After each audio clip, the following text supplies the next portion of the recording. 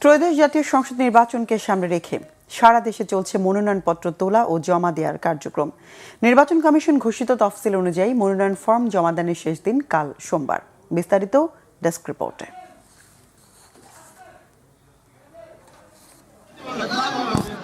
কক্সবাজার ১ আসন থেকে বিএনপি মনোনীত প্রার্থী ও দলের স্থায়ী কমিটির সদস্য সালাউদ্দিন আহমেদ বিকেলে চকরিয়ার সহকারী রিটার্নিং কর্মকর্তা শাহিন দেলোয়ারের কাছে মনোনয়নপত্র জমা দেন। এ সময় জেলা ও উপজেলা বিএনপির বিভিন্ন পর্যায়ের নেতাকর্মীরা উপস্থিত ছিলেন। এর আগে সালাউদ্দিন আহমেদ বেলা ১:৩০টার দিকে কক্সবাজারে পৌঁছান। নাটোর সদর ২ আসনে ধানের শীষ প্রার্থী অ্যাডভোকেট এম রুহুল কুদ্দুস তালুকদার দুলু দুপুরে জেলার রিটার্নিং কর্মকর্তা জেলা প্রশাসক আসমা শাহিনের হাতে মনোনয়নপত্র জমা দেন। পরে তিনি বলেন, তারেক জিয়ার নেতৃত্বে আগামী দিনে বিএনপি বিপুল সংখ্যাগরিষ্ঠতা নিয়ে রাষ্ট্রীয় ক্ষমতায় যাবে। জেলার ৪টি নির্বাচনী আসনে এ পর্যন্ত বিএনপি ও জামায়াত সহ বিভিন্ন দল ও স্বতন্ত্র প্রার্থী হিসেবে ৩৫ জন তাদের মনোনয়নপত্র তুলেছেন।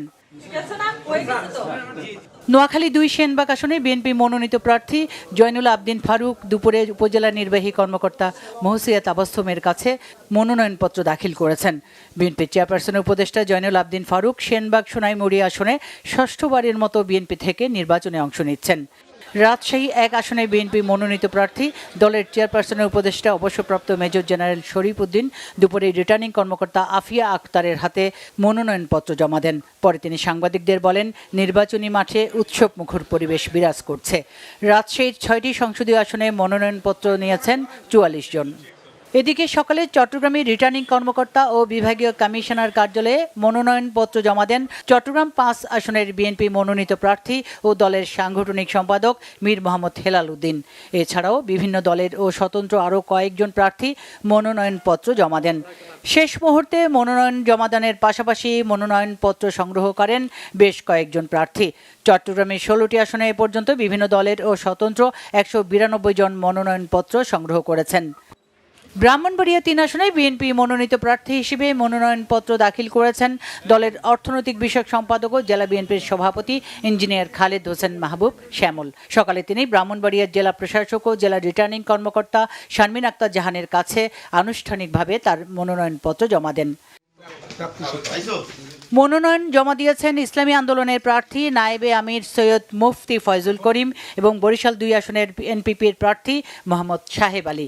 এদিকে সকাল পর্যন্ত মনোনয়নপত্র সংগ্রহ করেছেন বরিশাল ১ আসনে ৮ জন, বরিশাল ২-এ ৮ এবং বরিশাল ৩ আসনে ৮ জন, বরিশাল ৪ আসনে ৮ এবং বরিশালের সবচেয়ে মর্যাদার আসন বরিশাল সদর ৫ আসনে ১৫ জন এবং বরিশাল ৬ বাকেরগঞ্জ সংসদীয় আসনে ৬ জন মনোনয়ন ফরম সংগ্রহ করেন।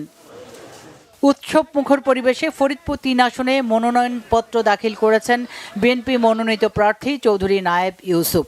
দুপুরে জেলা রিটার্নিং অফিসার মোহাম্মদ কামরুল ইসলাম মোল্লার কার্যালয়ে তিনি মনোনয়নপত্র জমা দেন। এ সময় জেলা বিএনপির আহ্বায়ক সৈয়দ মোদারেস আলী ইছা সহ অন্যরা উপস্থিত ছিলেন। কিশোরগঞ্জ ৬ ভৈরব কুলিয়াচর আসনে বিএনপি মনোনীত প্রার্থী মোহাম্মদ শরীফুল আলম দুপুরে সহকারী রিটার্নিং অফিসার ও উপজেলা নির্বাহী কর্মকর্তা মোহাম্মদ ইয়াসির খন্দকারের কাছে তার মনোনয়নপত্র জমা দেন। এ সময় উপজেলা নির্বাচন কর্মকর্তা মোহাম্মদ শরীফুল ইসলাম উপস্থিত ছিলেন। এর আগে সকালে কুলিয়াচর উপজেলার বেতিয়াকান্দি গ্রামে তার প্রধান নির্বাচনী কার্যালয়ে এক আলোচনা সভা এবং দোয়া ও মিলাদ মাহফিল হয়। Bangla vision news desk.